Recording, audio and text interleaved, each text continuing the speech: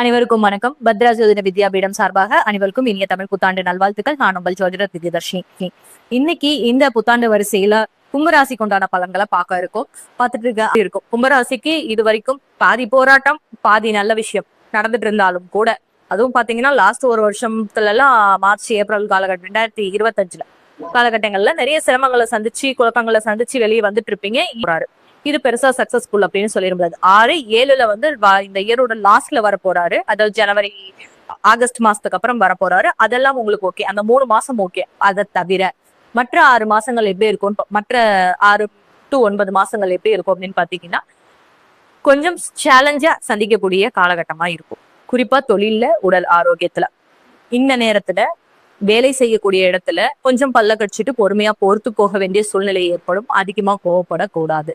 எதிரிகள் உங்க வேலை செய்யற இடத்துக்குள்ளேயே உருவாவாங்க. இது வரைக்கும் ஃப்ரெண்ட்ஸா இருந்தவங்க கூட கொஞ்சம் எதிரிகளா உங்க மேல ஒரு பிளேம் பண்ணி ஒரு விஷயத்த குற்றத்தை சாட்டி நகர்த்தி வைக்கலாம். ஸோ இந்த ஃப்ரெண்ட்ஷிப் சார்ந்த விஷயங்கள்லாம் நிறைய விஷயங்கள் ஷேர் பண்றதை அவாய்ட் பண்ணிக்கோங்க.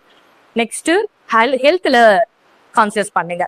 இப்போ நீங்க வந்து கடன் வாங்கி ஒரு பொருள் வாங்கணும், கடன் வாங்கி வீடு வாங்கணும், கடன் வாங்கி நான் ஒரு நிலம் வாங்கணும், வண்டி வாங்கணும்னா தாராளமா முயற்சி பண்ணலாம். குரு 6ல இருக்கிறதுனால கண்டிப்பா கடன் கிடைக்கும். ஆனா நான் சொல்ல ஒரு அட்வைஸ் என்னன்னா, அகலக்கால் வைக்க வேண்டாம்.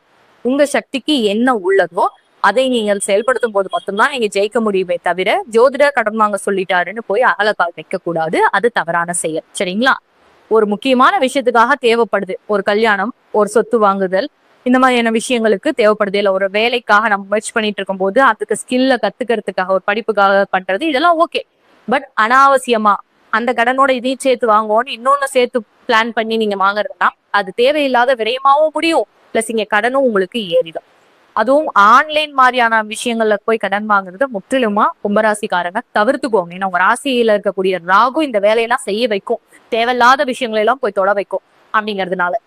மற்றபடி உங்களுக்கு எஃபர்ட் எந்த அளவுக்கு போறீங்களோ அந்த அளவுக்கு வெற்றின்னு நான் மற்ற ராசிக்கு சொல்லியிருப்பேன். ஆனா இந்த இடத்துல நீங்க தைரியமா நின்னீங்கன்னா மட்டும் போதும், சரியா நடந்துகிட்டீங்கன்னா மட்டும் போதும், வெற்றி தானா வரும்.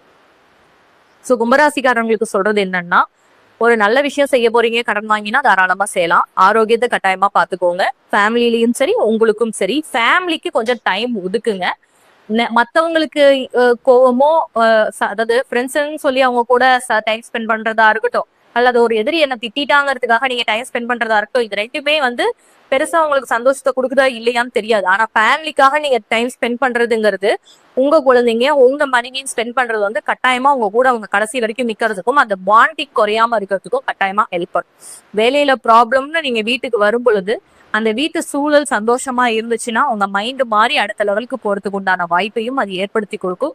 நிறைய பேர் வந்து மனைவி பேர்ல தொழில் தொடங்கலாமா, என்னதுதான் இப்படி இருக்கு அப்படிங்கிற மாதிரி கேக்குறீங்க. அது வந்து உங்களோட பர்சனல் ஹாரஸ்கோப், உங்க மனைவியோட ஹாரஸ்கோப் செக் பண்ணிக்கிறதுங்கிறது ரொம்ப நல்லது.